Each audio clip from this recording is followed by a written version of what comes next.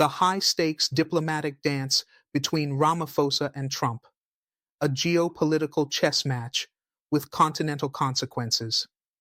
Welcome to the Bold African Voice, BAV, where truth meets power and Africa tells its story, not through filtered headlines, but with depth, clarity, and courage. A pivotal encounter in a fractured world. In a world grappling with intensifying geopolitical tensions, the scheduled meeting between South African President Cyril Ramaphosa and U.S. President Donald J. Trump at the White House this week has captured international attention. Framed as a discussion on bilateral, regional, and global issues of interest, this encounter carries far more weight than a ceremonial visit. It is unfolding against a backdrop of severe diplomatic strain, U.S. aid cuts, racialized narratives, AI-driven misinformation, and strategic recalibrations across the global South. This is also Trump's first formal hosting of an African head of state since his return to the presidency in January 2025, a move critics say reflects his transactional approach to Africa policy. For Ramaphosa, whose nation faces a precarious intersection of political, economic, and technological disruption, the stakes are both personal and historic. The heart of the storm, land reform and racialized misinformation. South Africa's land reform agenda has long been a politically sensitive domestic issue, aimed at correcting historical injustices rooted in colonial and apartheid-era land dispossession. However, since Trump's return to office, the South African reform efforts have been thrust into the global spotlight through a distorted and racially charged lens.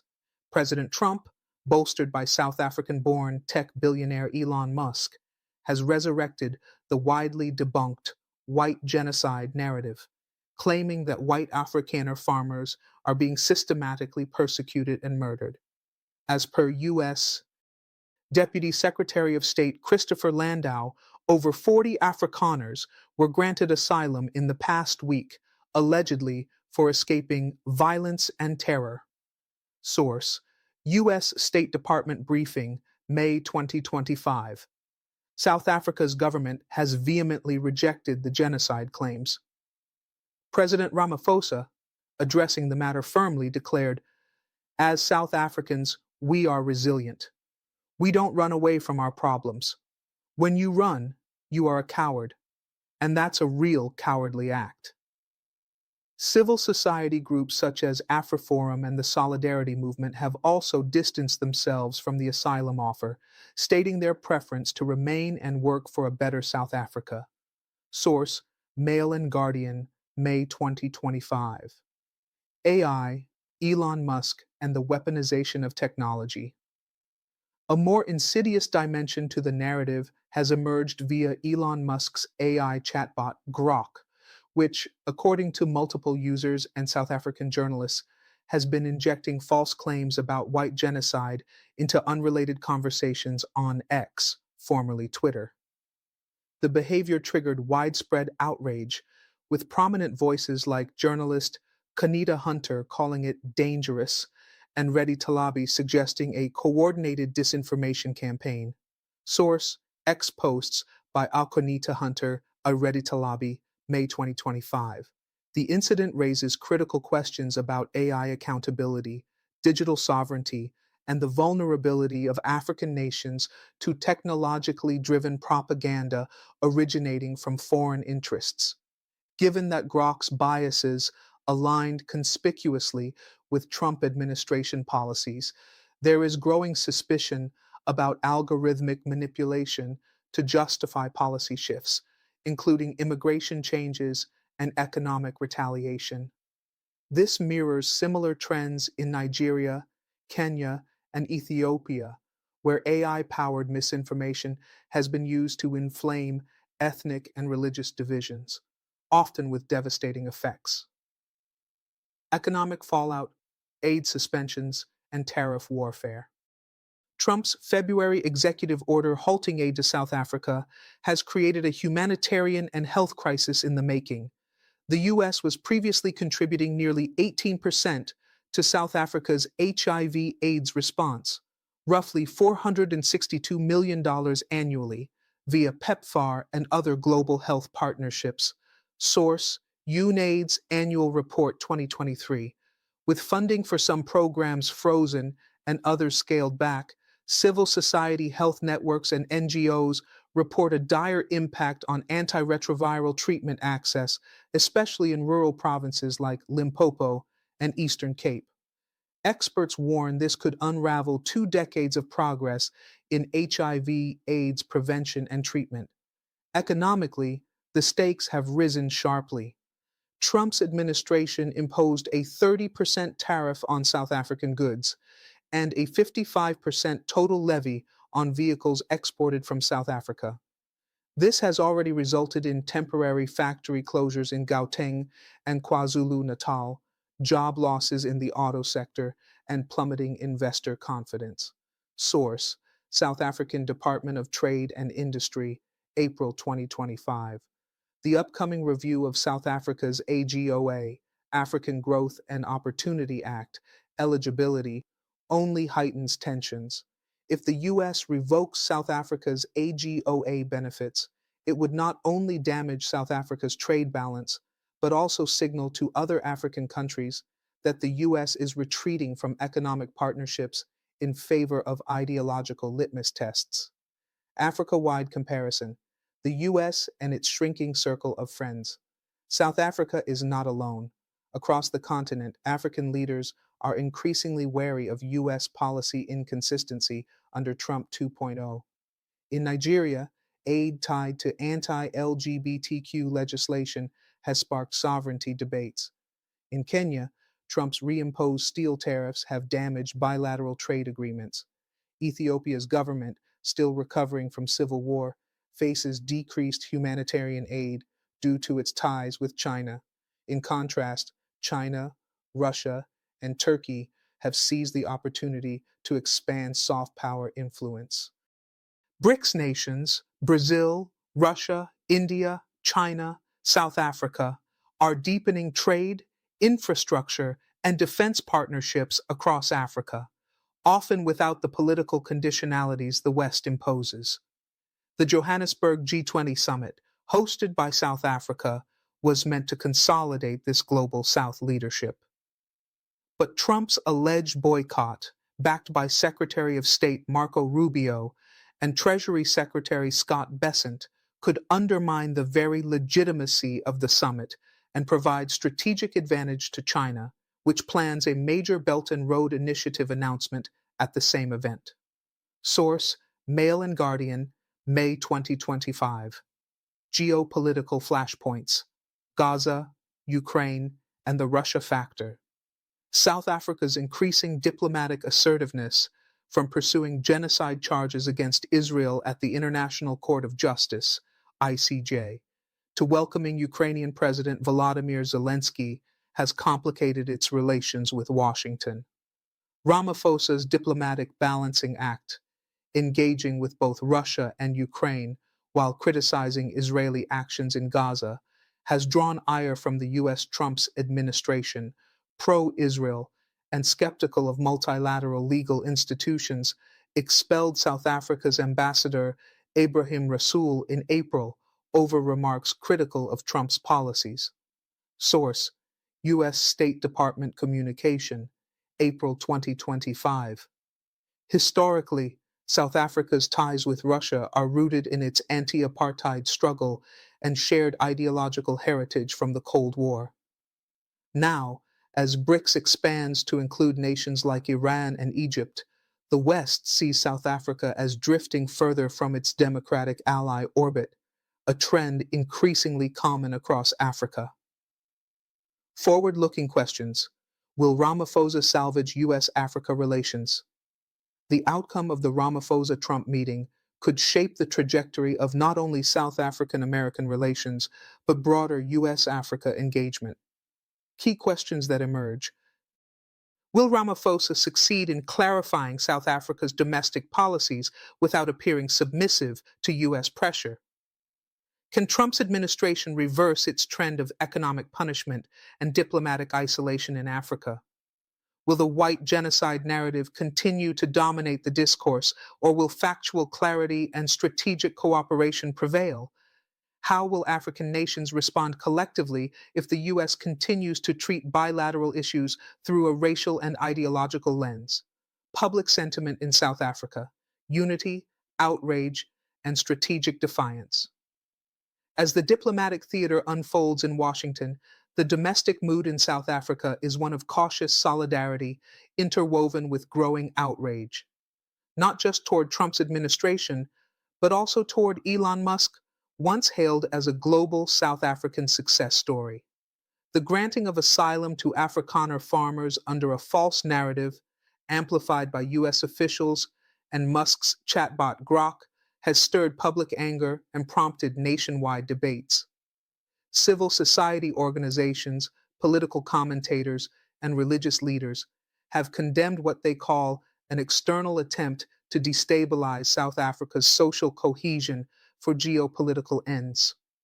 Archbishop Thabo Makgoba, a prominent Anglican voice, warned during a national broadcast, "This false narrative of genocide not only dishonors the memory of true genocide victims globally, but it also undermines our efforts at reconciliation, justice, and inclusive development."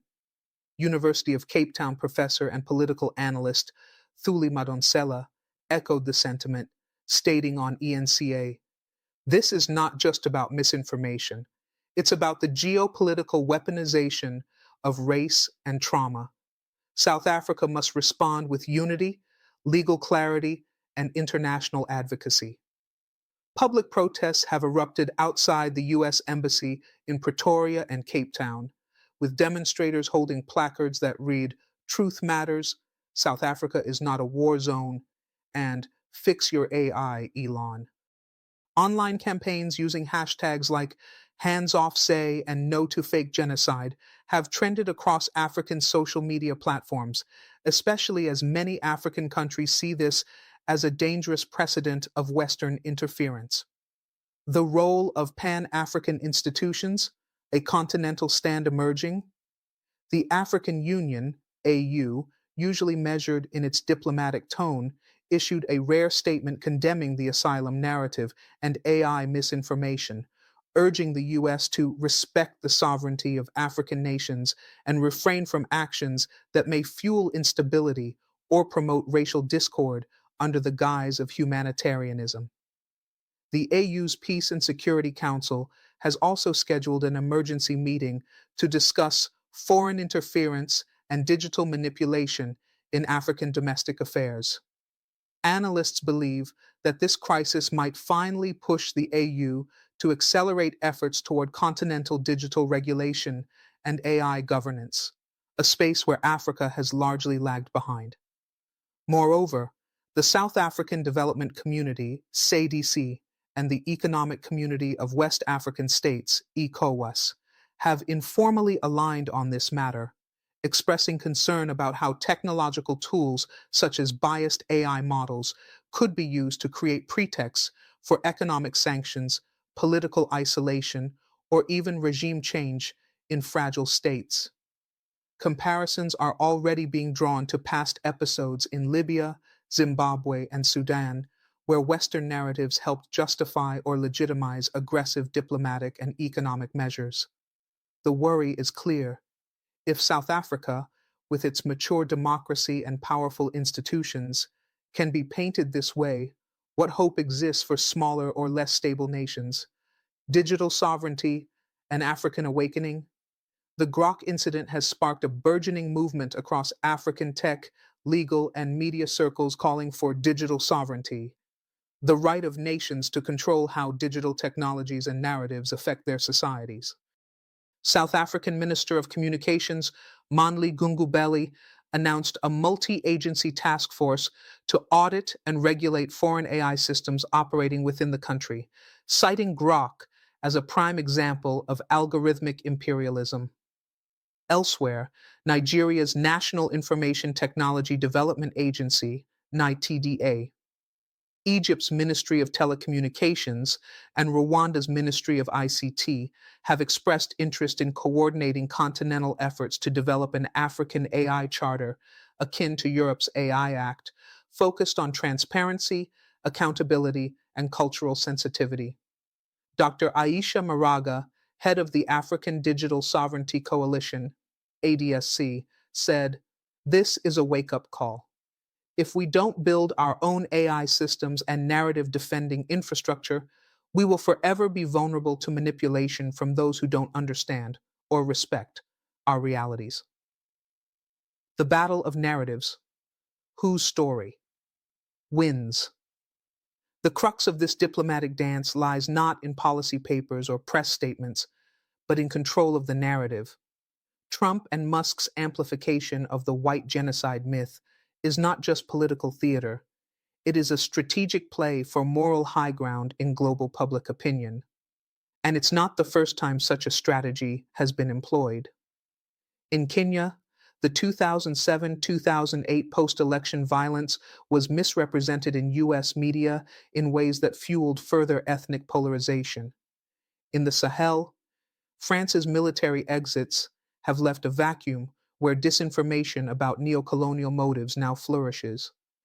In Ethiopia, both sides of the Tigray conflict accused Western outlets of misreporting the war, sometimes based on manipulated AI generated evidence. South Africa now finds itself at the center of this new battleground, where truth, perception, and technology converge. But Ramaphosa's strategic calculus is clear: reframe the conversation around sovereignty, human rights, and economic justice. His administration is preparing a comprehensive legal dossier supported by both local and international scholars to present at the upcoming G20 and BRICS meetings, not only to counter Trump's narrative, but to build a continental alliance around truth in diplomacy and ethics in technology. The Johannesburg G20 Summit, a defining moment, approaches. With the G20 Summit scheduled in Johannesburg just weeks away, the Ramaphosa Trump meeting may very well determine whether the summit will serve as a moment of African diplomatic triumph or be overshadowed by American absence and controversy. Trump's reported boycott, though not officially confirmed, is already shaping strategic alignments. According to South African sources, both Chinese President Xi Jinping and Indian Prime Minister Narendra Modi are set to attend in person, potentially announcing massive green energy and infrastructure deals as part of the BRICS Plus expansion agenda. Source: BRICS Secretariat Media Brief, April 2025. If the U.S. fails to show up, analysts warn it could further accelerate Africa's pivot towards China and Russia, undermine Washington's influence on global policy discussions on trade, AI, and climate finance, solidify South Africa's position as a spokesperson for Global South priorities.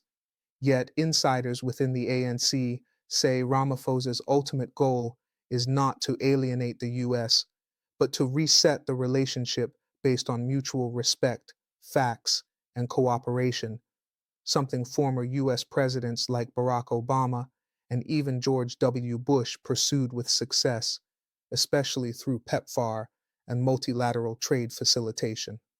What lies ahead? Strategic realignments or diplomatic reset? As Ramaphosa prepares for his White House visit, and as South African society debates its future amid external pressure, the African continent watches closely.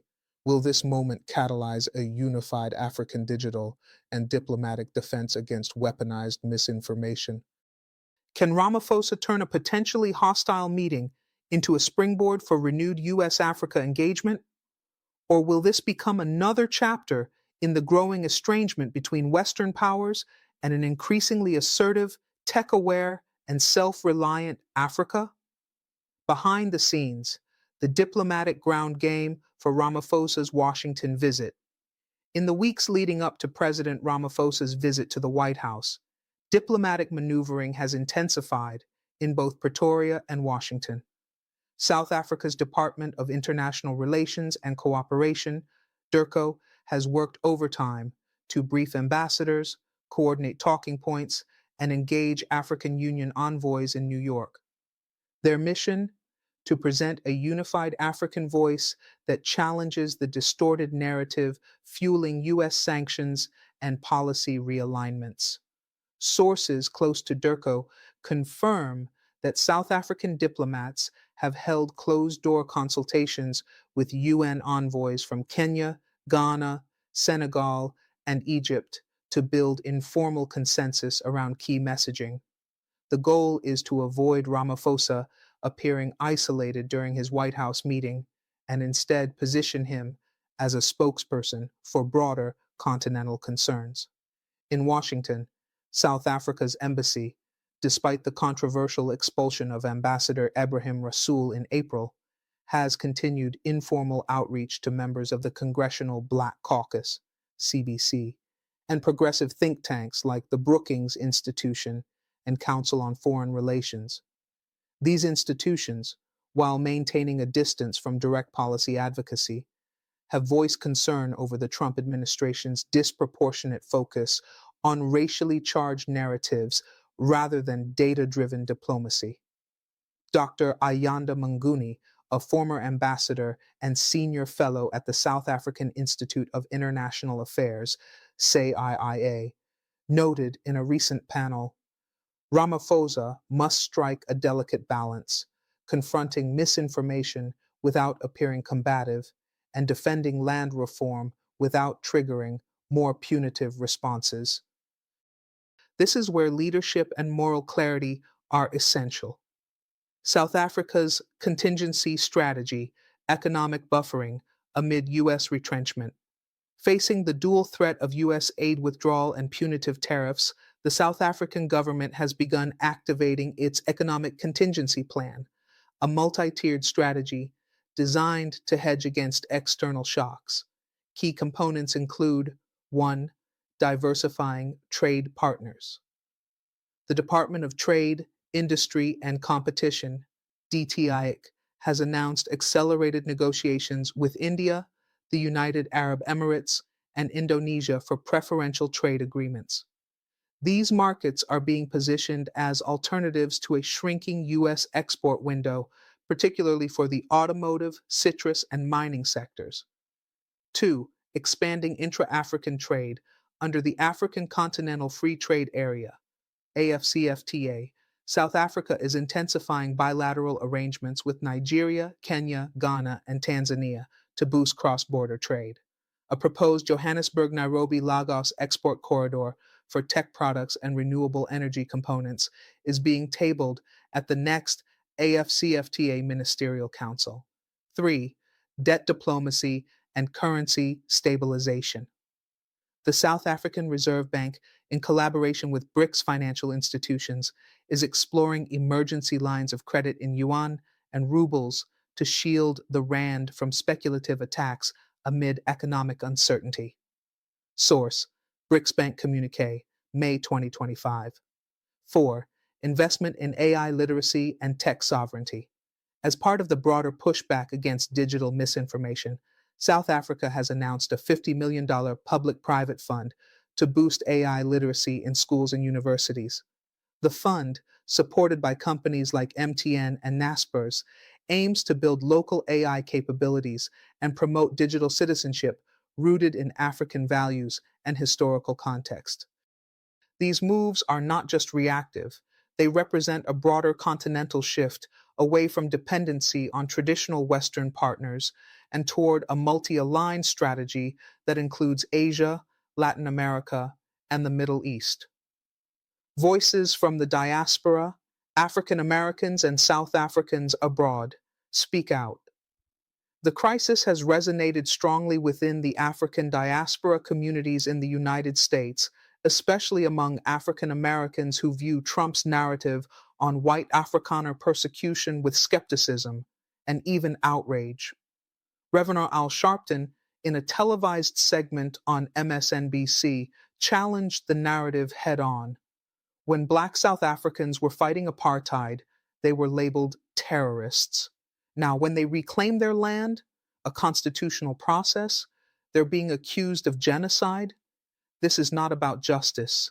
It's about preserving a racial status quo.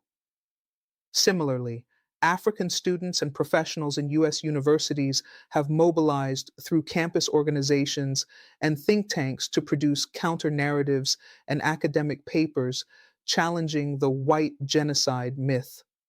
One of the most widely circulated pieces came from Columbia University's African Studies Department, co authored by students from South Africa, Kenya, and Ghana. The refugee designation of white South Africans is a distortion of international asylum law. Genocide has a strict legal definition, and this case does not meet that threshold. If anything, such narratives undermine real genocide interventions in Sudan, Congo, and Gaza.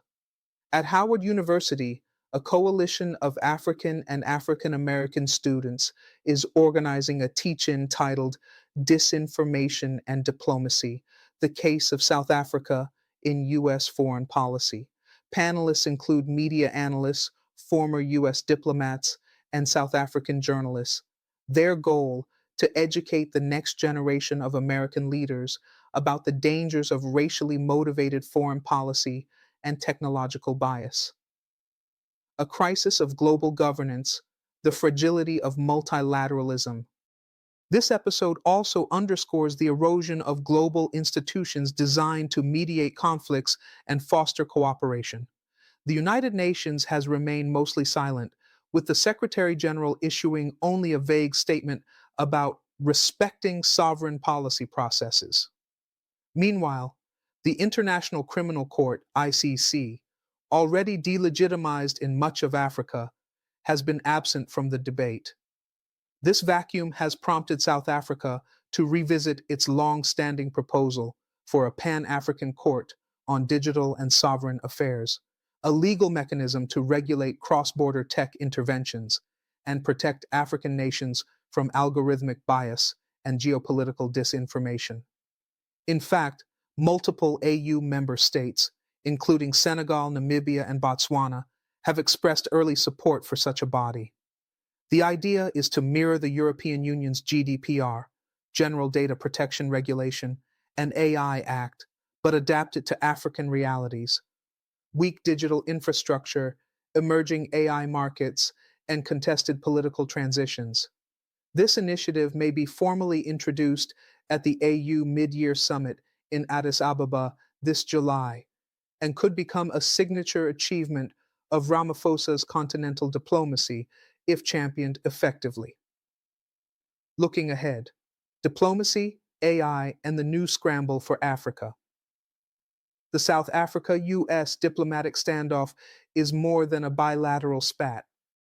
It reflects a deeper power struggle over who controls the narrative, the algorithms, and ultimately, the moral legitimacy to define justice on a global scale.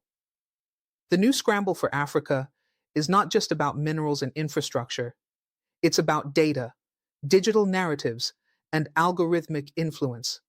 Ramaphosa's ability to navigate this landscape will either solidify his place as a statesman of the global South or leave South Africa vulnerable to external pressure dressed in the language of humanitarianism. African countries must now grapple with how to assert technological sovereignty without isolating themselves from the global digital economy. Tech titans, lobbyists, and the South African diaspora in Silicon Valley. While the public spotlight remains fixed on Ramaphosa's White House visit, a parallel power play is unfolding quietly in Silicon Valley. American tech giants, particularly those with operations in South Africa and across Africa, have begun lobbying the U.S. Congress and the White House, warning that escalating tensions could jeopardize long-term investments, digital infrastructure, and innovation hubs across the continent. According to insiders familiar with the matter, Apple, Google, Microsoft, and Cisco have all held discrete meetings with senior U.S. lawmakers, highlighting their growing interests in African markets and warning against broad-stroke policies based on misinformation. A leaked briefing note from a lobbying firm representing one of the tech firms read, framing South Africa's land reform as a genocidal crisis not only misrepresents the facts, but may irreparably damage U.S. soft power and commercial interests in the region. Tech diplomacy, not disinformation, should define U.S. Africa engagement in the 21st century. At the same time, a group of South African expatriates in California, many of them engineers, AI researchers, and data scientists, have formed the Digital Justice Collective, DJC, aimed at countering Grok's misinformation and influencing policy conversations within the U.S. technology ecosystem.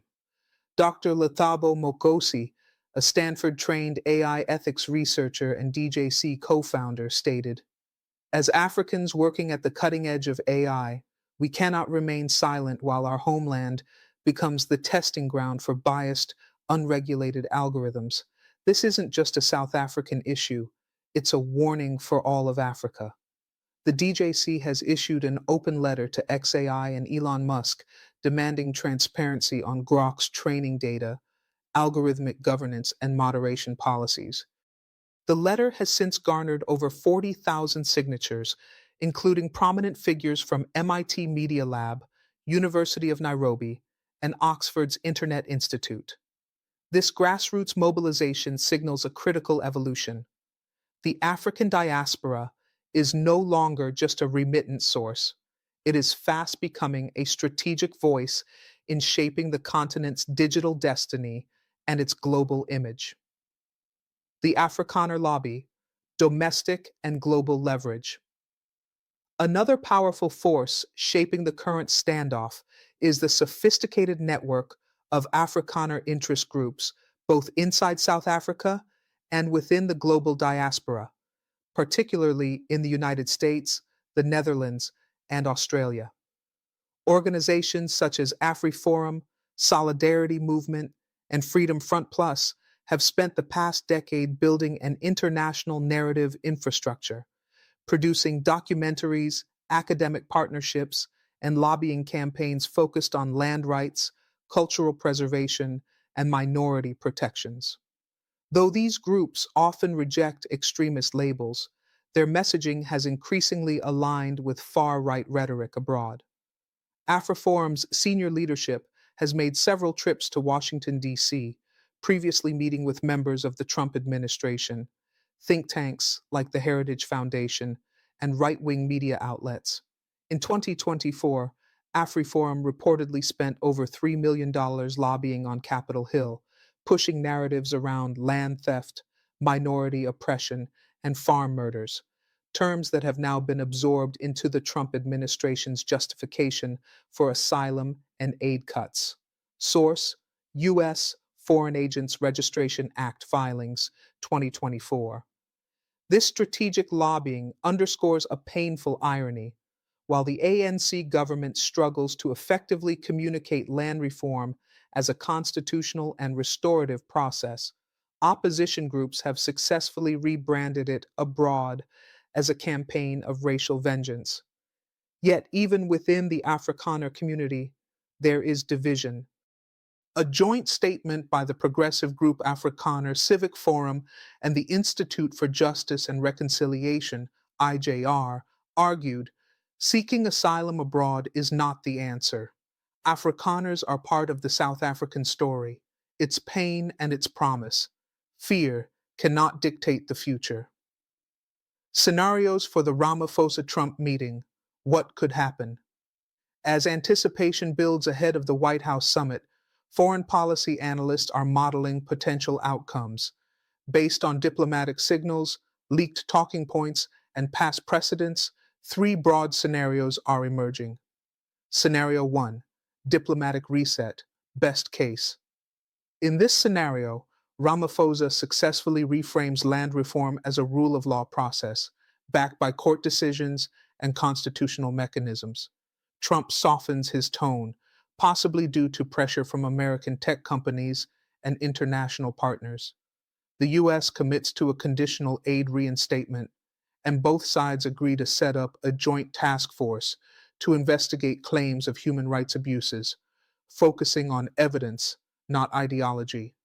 This outcome, would salvage South Africa's AGOA status, de-escalate tariff pressures, and allow Ramaphosa to return to Johannesburg with diplomatic capital ahead of the G20 Summit. Scenario 2.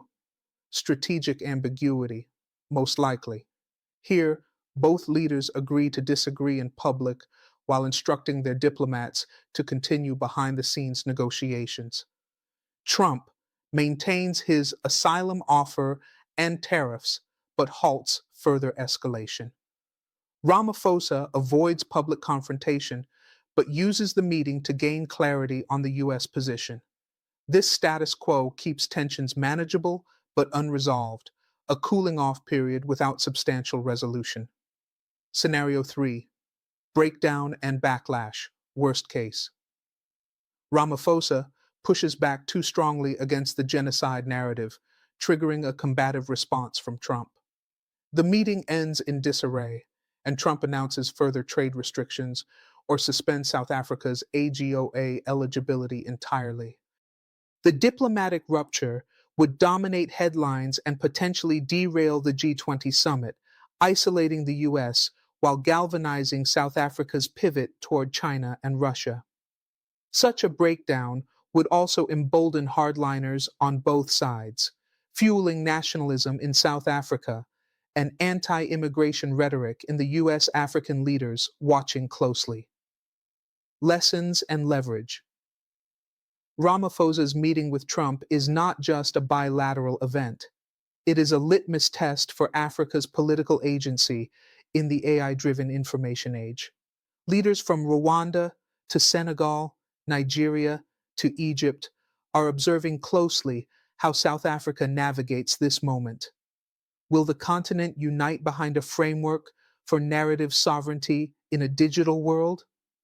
Can African nations influence global tech regulations to account for cultural, historical, and legal contexts?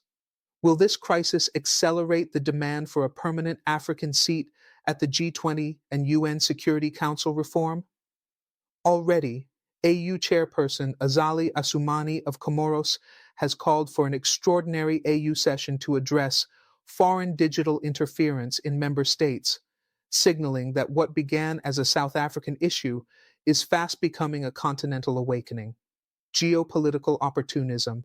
How China and Russia are framing the Ramaphosa-Trump rift. As the US-South Africa diplomatic impasse deepens, global powers are not just watching, they are maneuvering.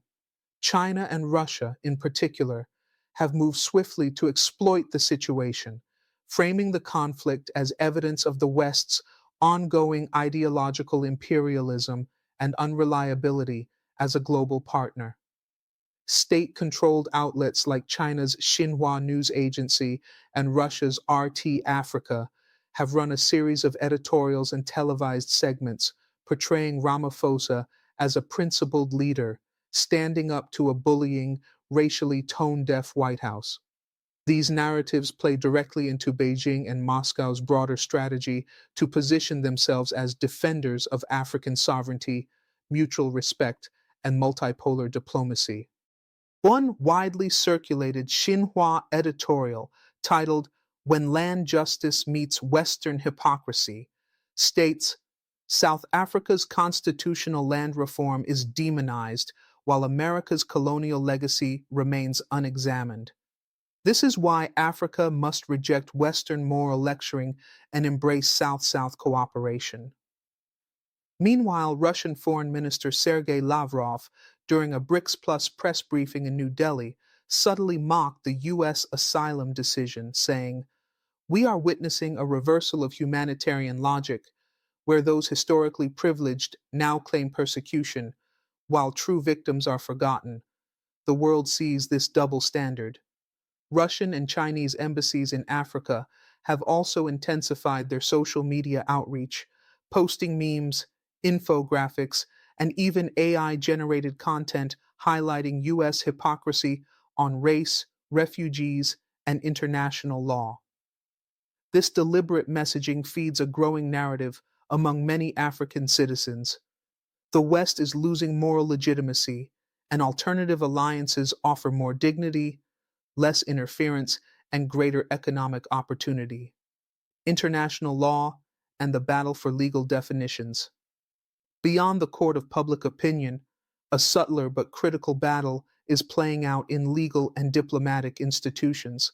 The contest over definitions, genocide, asylum, persecution, sovereignty. South Africa is preparing to file an advisory opinion request with the International Court of Justice, ICJ, challenging the U.S.'s invocation of the term genocide in the context of Afrikaner asylum claims. According to legal scholars from the University of the Witwatersrand and the African Group at the United Nations, such a move is intended to set a legal precedent and prevent misuse of the Genocide Convention for political ends. Professor Bekizizwe Mpofu, an expert in international law, stated in a recent policy paper, the term genocide has a precise legal meaning under the 1948 UN Convention. Applying it to South Africa's land reform dilutes its power and disrespects real victims of atrocities in Rwanda, Darfur, Bosnia, and Gaza. Simultaneously, South Africa is collaborating with legal experts from Senegal, Algeria, and India to draft a proposed Global South Protocol on narrative integrity, a multilateral framework to prevent politically motivated asylum and disinformation campaigns that distort internal democratic processes. This move mirrors efforts by Latin American nations during the Cold War who pushed back against US-backed coups and propaganda by establishing regional legal norms and solidarity institutions. The African version, if realized, could redefine how the continent navigates international law, from the passive subject to the proactive architect. Countdown to Johannesburg, G20 Summit, Africa's moment or missed opportunity. As preparations intensify for the 2025 G20 Summit in Johannesburg, the world's attention is slowly pivoting to what could become a historic moment, either as Africa's global diplomatic breakthrough or as a summit marred by superpower boycotts and fragmented multilateralism. Leaked documents from the South African G20 Secretariat, reviewed by the Bold African Voice, outline 5 African-led agenda items that could shape the summit. 1. The Global Digital Sovereignty Pact, a call for a new international protocol recognizing the right of nations to audit, regulate, and challenge foreign algorithms operating in their jurisdictions. 2. Green Industrialization Compact, an AU BRICS proposal to co-invest in electric vehicle manufacturing, solar panel production, and lithium battery technology in Africa, with financing from the BRICS Development Bank. 3.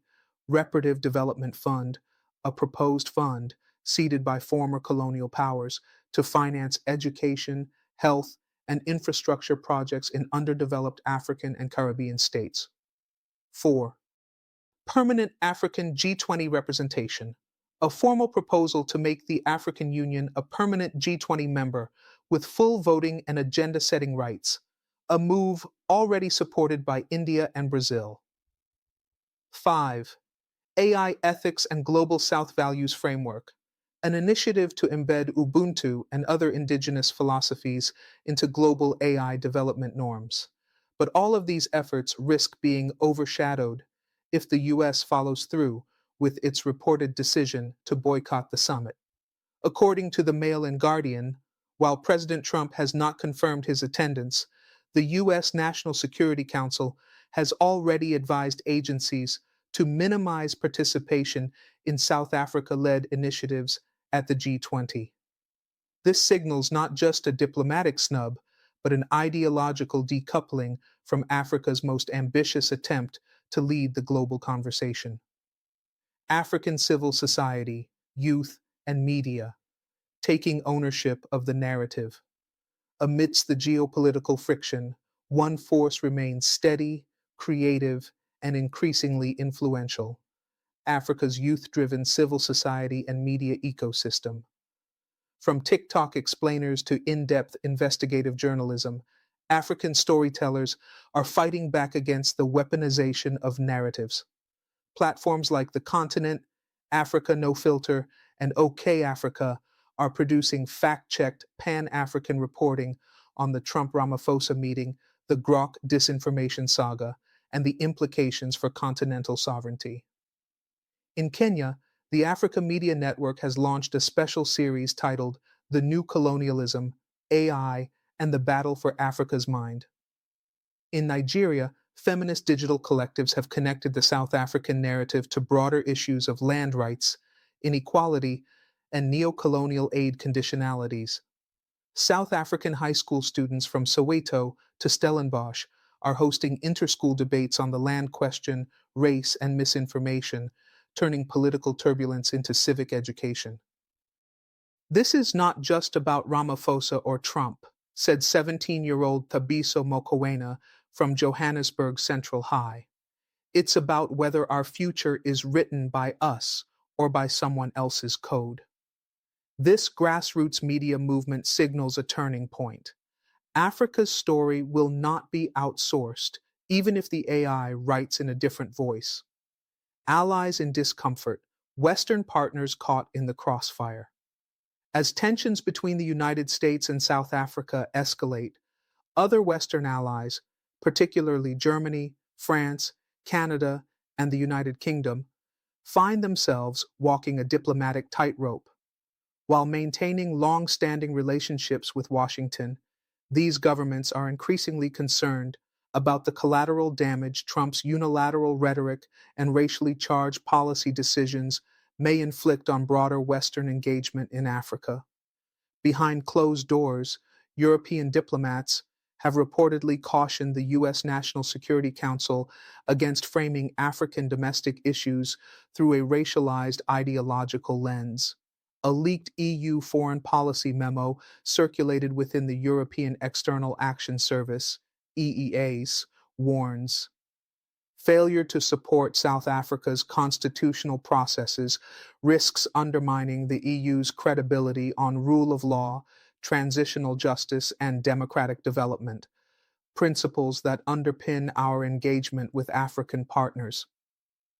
Germany's Chancellor Annalena Baerbock, during a press conference in Berlin, subtly distanced herself from Trump's narrative. Land reform must be addressed through inclusive dialogue and within constitutional frameworks. Germany believes in supporting justice without feeding disinformation or fear. In Canada, Prime Minister Justin Trudeau has remained more reserved but is reportedly under pressure from human rights groups and Africa-focused NGOs to take a public stance. Ottawa's silence is being interpreted by many South African commentators as passive complicity. However, Global Affairs Canada confirmed that consultations with the African Union and SADC are ongoing, suggesting a cautious but engaged approach. France, whose colonial legacy in Africa remains a diplomatic flashpoint, is also treading carefully. President Emmanuel Macron's office declined to comment directly, but emphasized that France would participate fully in the Johannesburg G20 Summit and reaffirmed its support for Africa-led governance and reform initiatives. These reactions reveal a broader trend. Trump's isolationist and transactional diplomacy is placing transatlantic unity under strain, particularly as Africa becomes a central arena for 21st century global influence. Ramaphosa's arc, from freedom fighter to diplomatic firefighter. Cyril Ramaphosa's journey from the underground resistance movement against apartheid to the brink of one of the most consequential diplomatic summits of the decade is nothing short of emblematic. Born in Soweto and rising through the ranks of the African National Congress, ANC, he was once Nelson Mandela's chosen successor, known for his negotiation skills during the transition from apartheid. But now, at 72, Ramaphosa faces perhaps the defining test of his political career. Already under domestic pressure over slow economic growth, persistent inequality, and energy crises, Ramaphosa's international stature has grown significantly in the past 2 years. His leadership in mediating between Ukraine and Russia, his decisive legal stance against Israel at the ICJ, and his push for South Africa's tech and industrial expansion under BRICS have earned him both admiration and criticism. This moment, confronting an adversarial narrative spun by a major global power, underpinned by AI manipulation and trade aggression, presents Ramaphosa with a dual challenge. One, to defend South Africa's integrity on the world stage, and two, to reposition Africa as a co-author of global norms, not merely a policy recipient. Political columnist Karabo Mokoena writes in the Daily Maverick, Mandela's diplomacy was about reconciliation, Mbeki's was about African renaissance, Zuma's was, well, survival. Ramaphosa's moment is about sovereignty in the age of algorithms. He must rise to it. This isn't just about a bilateral dispute, it's about whether an African leader can set the terms of engagement in an era where narratives are weaponized at the speed of AI. U.S. domestic impact, Trump's calculations, and the Black American electorate. Back in the United States, Trump's position on South Africa is not without domestic political repercussions. His administration's decision to frame Afrikaner farmers as victims of genocide and to extend asylum based on that claim is drawing sharp criticism from Black American leaders, civil rights organizations, and segments of the Democratic Party.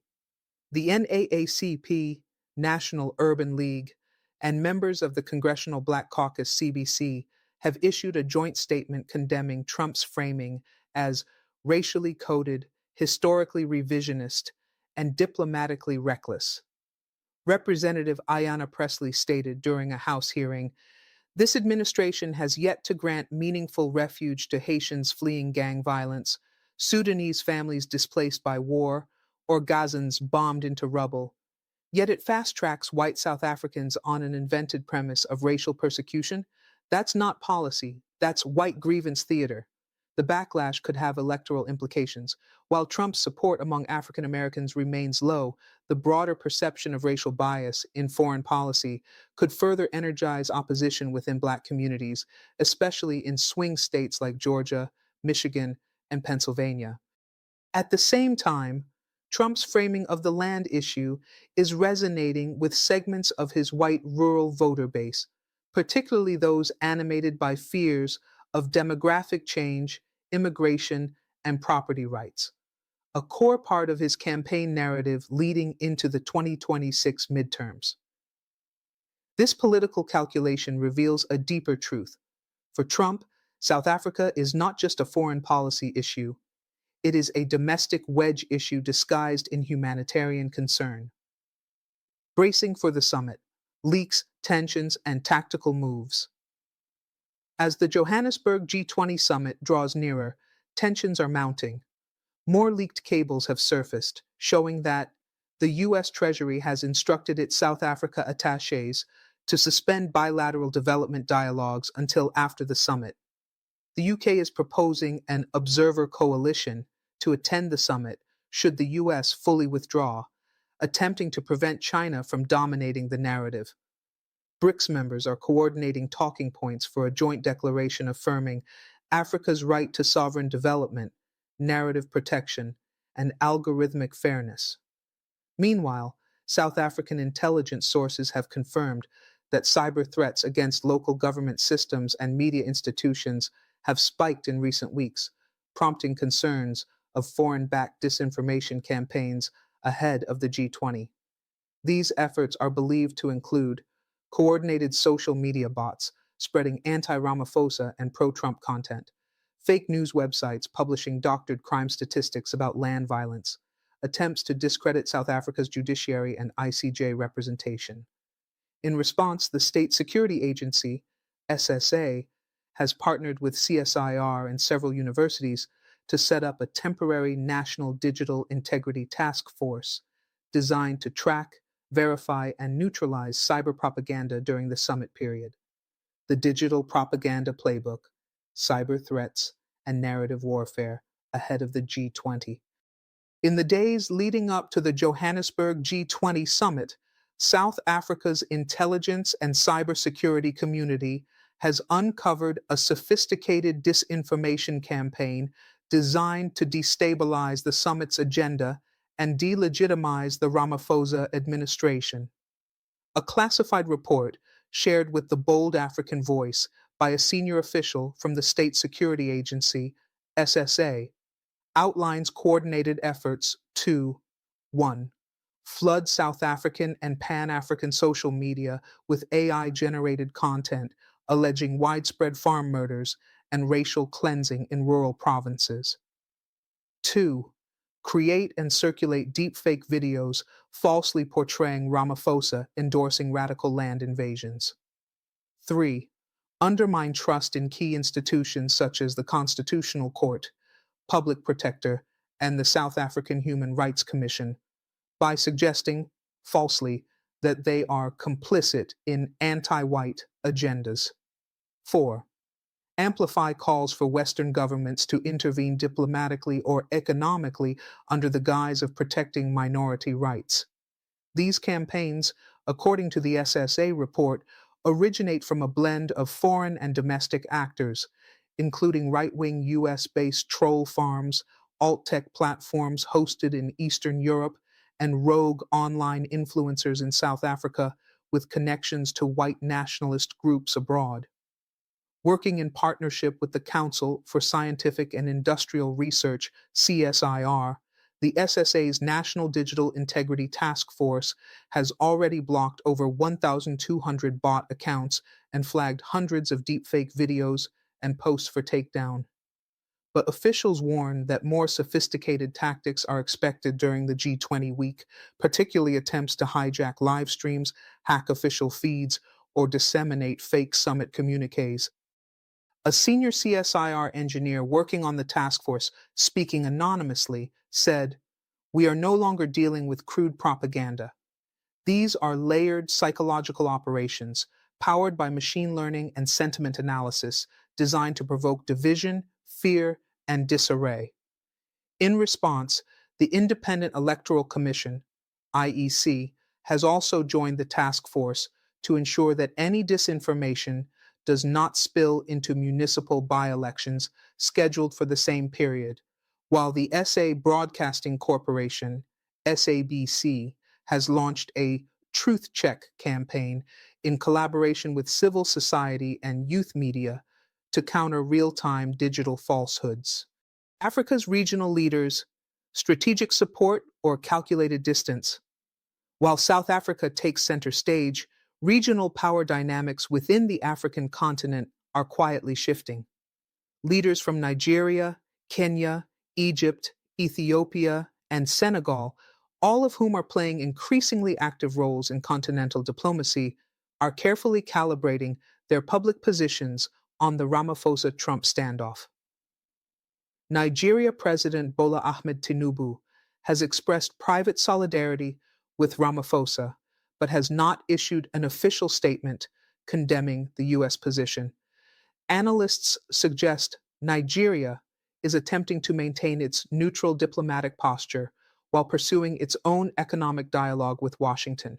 However, Nigerian lawmakers in the House of Representatives have passed a motion urging the federal government to support South Africa's efforts at the G20, citing the need for African unity in the face of external interference. Kenya President William Ruto, who has styled himself as a tech-forward reformist, has strongly supported South Africa's call for global digital justice. In a joint press release with Rwanda and Ghana, Ruto proposed a Pan-African AI observatory to monitor algorithmic bias and promote indigenous ethical frameworks in artificial intelligence. Kenya's vocal support has earned it an observer role on South Africa's G20 Digital Sovereignty Working Group. Egypt President Abdel Fattah el-Sisi, wary of inviting Western criticism on his own human rights record, has refrained from overtly backing Ramaphosa. However, Egyptian media have run favorable editorials framing South Africa's defense of sovereignty as a broader Arab-African issue, especially in light of Cairo's own battles with Western narratives on Gaza and Sinai. Senegal, acting as the current ECOWAS chair, Senegal's President Bassirou Diomaye Faye has taken a more proactive role. In a recent speech at the Dakar Peace and Security Forum, Faye described the South Africa-US tensions as a wake-up call for a continental information defense system and pledged to introduce legislation in ECOWAS supporting a joint African digital ethics framework. These reactions point to a cautious but growing continental consensus. While African nations may vary in tone, the principle of narrative sovereignty is increasingly non-negotiable. Fortress Johannesburg, security, surveillance, and the G20's high stakes. With the summit just days away, Johannesburg has transformed into a fortified city. A massive security operation, Operation Kaganya, is underway, involving over 15,000 personnel from the South African National Defence Force, SANDF, police and intelligence agencies, drone surveillance units, monitoring real-time activity across major highways, protest hotspots, and summit venues. A special cybersecurity operations center embedded within the union buildings to monitor digital traffic and deploy rapid response to breaches. Biometric access controls at all G20 venues, including fingerprint and facial recognition systems integrated with Interpol watch lists. The Sandton Convention Center, which will host the main G20 sessions, has been cordoned off with anti-drone jamming towers, perimeter AI surveillance fences, and anti-explosive screening systems modeled after the 2022 Bali G20 Summit. Yet, despite the visible show of force, civil society is pushing back on what some call summit securitization. Activists from labor unions, student movements, and land rights organizations have criticized the lockdown for limiting democratic assembly and silencing dissent under the guise of national security. A spokesperson for the Right to Know campaign, which plans a parallel People's G20 Summit, said, "This is not just about heads of state in glass towers. The G20 must listen to the voices of those impacted by its decisions. The informal trader, the shack dweller, the digital activist fighting misinformation." The presidency has responded by pledging to host a series of town hall dialogues alongside the official G20 meetings, including one led by President Ramaphosa on digital justice and African sovereignty. The stakes: what Africa gains or risks from this moment. The 2025 Johannesburg G20 Summit will be unlike any before it. It's not merely a gathering of economic powers, it's a referendum on Africa's place in the global hierarchy. The continent stands to gain permanent G20 representation, elevating African voices in global finance and trade governance, control over its digital destiny through new norms on AI, algorithmic fairness, and cross-border tech governance, debt relief leverage by rallying support for a Global South financial reform agenda, diplomatic prestige, positioning Africa as a broker between fractured global alliances, East versus West, Global North versus Global South. But the risks are equally profound. A U.S. boycott could weaken the summit's legitimacy and stall consensus on key agenda items. Escalating disinformation campaigns could divide African publics and distract from substantive goals. Internal continental divisions could fracture the AU's ability to speak with one voice. President Ramaphosa must now act not only as a head of state, but as a statesman of a rising continent. His choices in Washington, in Sandton, and at the G20 roundtable will reverberate from Cape Town to Cairo, from Nairobi to Niamey. G20 Summit opens in Johannesburg, a tense welcome, a global turning point. Under tight security and high anticipation, the 2025 G20 Summit officially opened this morning at the Sandton Convention Center in Johannesburg with a bold, symbolic entrance by President Cyril Ramaphosa, flanked by AU Chairperson Azali Assoumani and United Nations Secretary-General Antonio Guterres. In a powerful gesture meant to reaffirm the continent's rising influence, the African Union flag was raised alongside those of the G20 nations, a preview of Africa's campaign for permanent G20 representation. The mood among attendees was cautiously hopeful, though the shadow of U.S. disengagement loomed large. Despite prior speculation, President Trump did not attend the opening ceremony, sending instead Secretary of State Marco Rubio and U.S. Trade Representative Catherine Tai. Neither addressed the plenary session and were noticeably absent from the family photo of world leaders. The empty podium, marked with the U.S. seal, sent a quiet but unmistakable message, a symbolic snub that dominated early media coverage. International journalists from BBC, Al Jazeera, France 24, and CCTV Africa described the moment as a missed opportunity for Washington and a potential geopolitical own goal. South Africa's SABC led its coverage with the headline, "Africa Shows Up, America Stands Back." Ramaphosa's keynote, "Sovereignty, Solidarity, and a Digital Future."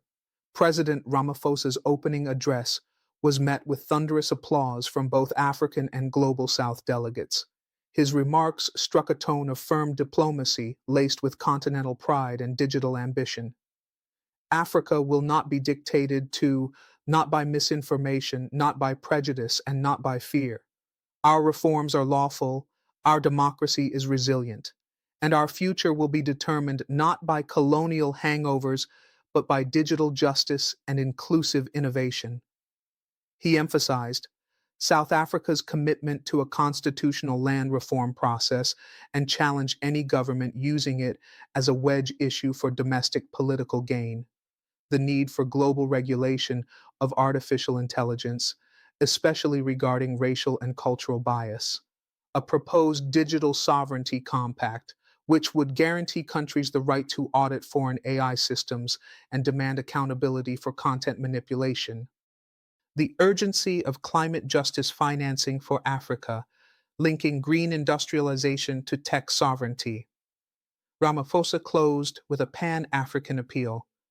Let this G20 mark the beginning of a new multilateralism, where truth is not manufactured, dignity is not conditional, and Africa is not a proxy in someone else's game. The audience, particularly BRICS leaders and AU delegates, responded with a standing ovation. Global South solidarity, India, Brazil, and Indonesia echo Africa's concerns. Shortly after Ramaphosa's speech, Indian Prime Minister Narendra Modi delivered a supportive address highlighting the Global South decade and pledging India's commitment to digital equity and Africa's G20 aspirations. He endorsed Ramaphosa's call for a sovereign digital future and emphasized the India-Africa Tech Corridor, a joint initiative to co-develop green tech and smart governance platforms. Brazilian President Luiz Inácio Lula da Silva followed with a fiery condemnation of the West's double standards on race, asylum, and development. You cannot call yourself a democracy by granting refuge to privilege while ignoring the pleas of the oppressed. Indonesia's Joko Widodo emphasized the dangers of algorithmic manipulation and warned against AI neocolonialism while proposing a Global South Task Force on Ethical AI, co-chaired by South Africa and Indonesia. These collective messages created a clear axis of Global South unity, drawing a stark contrast with the quiet and detached presence of the U.S. delegation. Civil Society and Youth Summit. Voices from below. Shake the halls of power.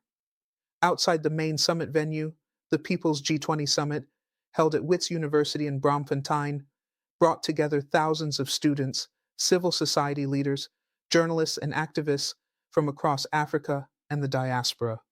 Organized under the theme, Narrative Power is Real Power, the summit featured panels on fighting AI racism and disinformation in Africa, land, reparations, and the future of ownership.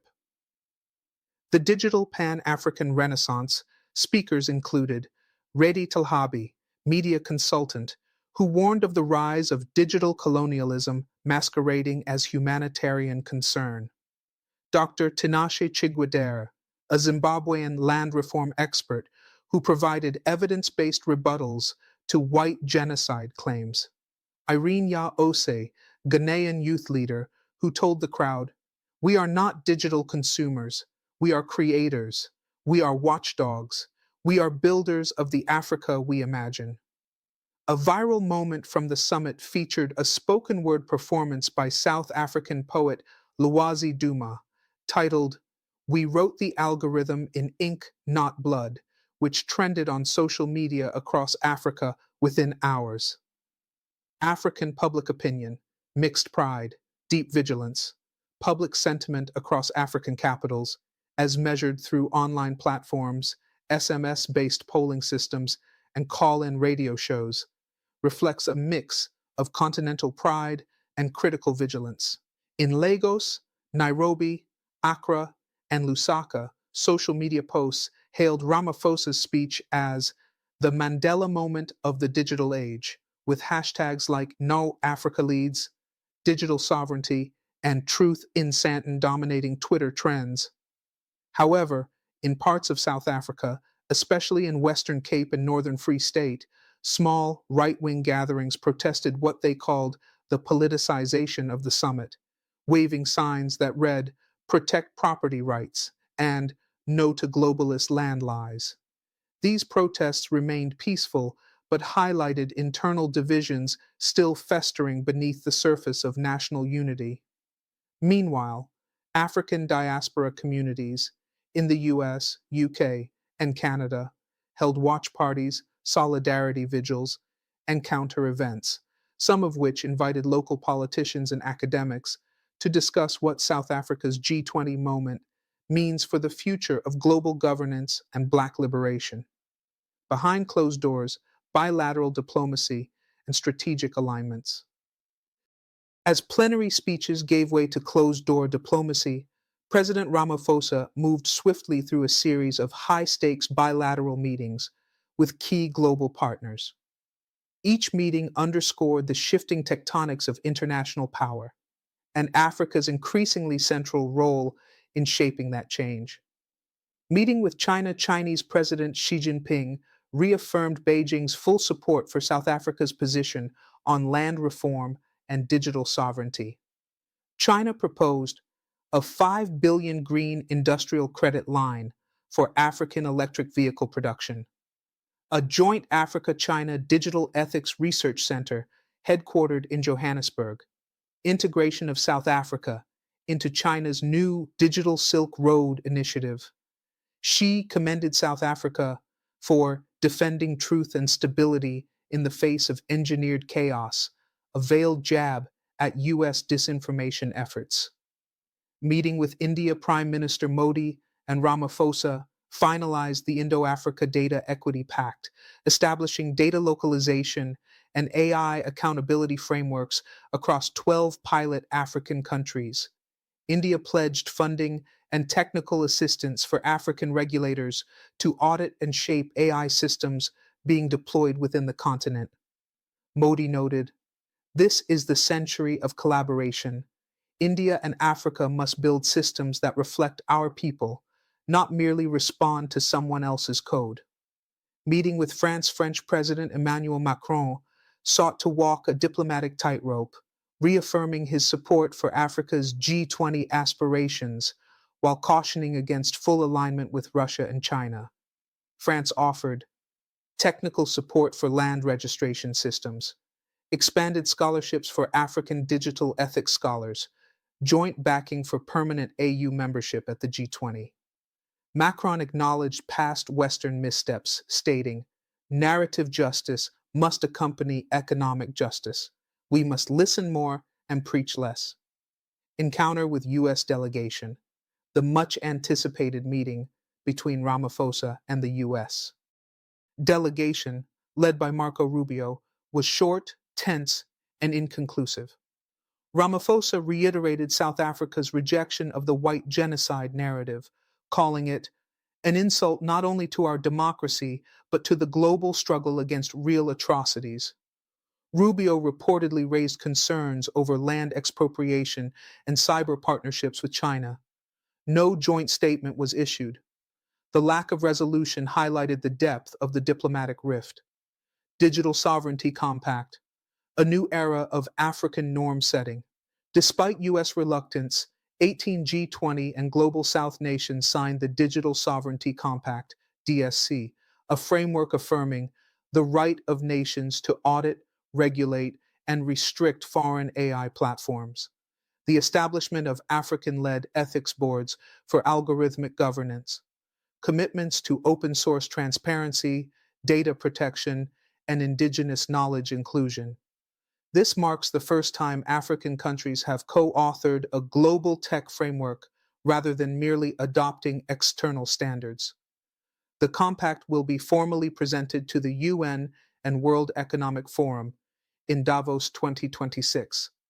The final plenary, Africa's voice, resounds. As the summit drew to a close, Ramaphosa delivered the concluding address. Let history show that when Africa was misrepresented, it responded not with violence, but with vision. Let it be said that we rose above distortion to design, that we refused to be the story told and became the storytellers. The Santon Convention Center erupted in applause, led by African leaders and BRICS delegates, many of whom stood and raised their fists in solidarity. Advice to African leaders, navigating power in the age of misinformation. This summit marks a critical inflection point in Africa's global journey. The continent has shown that it is no longer a passive arena for global competition. It is an author of global norms. To sustain this momentum, African leaders must 1. Institutionalize digital sovereignty. Establish national AI and data commissions in all AU member states. Build continental frameworks that ensure African values, languages, and histories are embedded in all technologies deployed on the continent. 2. Strengthen Pan-African unity. Avoid being divided by external interests. Whether it's land, trade, or tech, a united Africa negotiates from a position of power. Deepen AU integration, especially in cybersecurity and trade coordination. 3. Invest in civic education and media literacy. Empower African youth to detect, debunk, and disarm misinformation. Build media systems that promote nuance, history, and shared identity over sensationalism and division. 4. Balance global partnerships strategically. Africa must engage the US, China, Europe, and India, but on its own terms. Diversify alliances while safeguarding sovereignty. Reject aid and investments that undermine constitutional and human rights principles. 5. Protect democratic institutions from digital subversion. Disinformation thrives where governance is weak. Strengthen the independence of courts, electoral bodies, and public watchdogs. Make truth a policy, not just a value. Summary of key messages. Africa's sovereignty is non-negotiable. Whether in land reform or AI governance, African nations have the right to design systems rooted in justice and dignity, not inherited colonial frameworks. Digital misinformation is a geopolitical weapon. As seen with the Grok chatbot and Trump's asylum policy, narratives can be manufactured to serve foreign policy goals. Africa must respond with clarity, capacity, and coordination. The G20 must reflect today's world. The AU deserves a permanent seat, and Africa must no longer be treated as a developmental subject, but as a strategic partner with vision, solutions, and global responsibilities. Global South solidarity is real and rising. South Africa's firm stance has galvanized new momentum for South-South cooperation, especially around data justice, economic resilience, and climate-smart industrialization. Leadership in the age of algorithms requires moral courage. Ramaphosa's defense of truth and sovereignty under fire sets a new benchmark for African diplomacy in the digital era. Thank you for watching The Bold African Voice, BAV. If you believe in reclaiming the African narrative, hit that like button, share this story, and drop a comment below.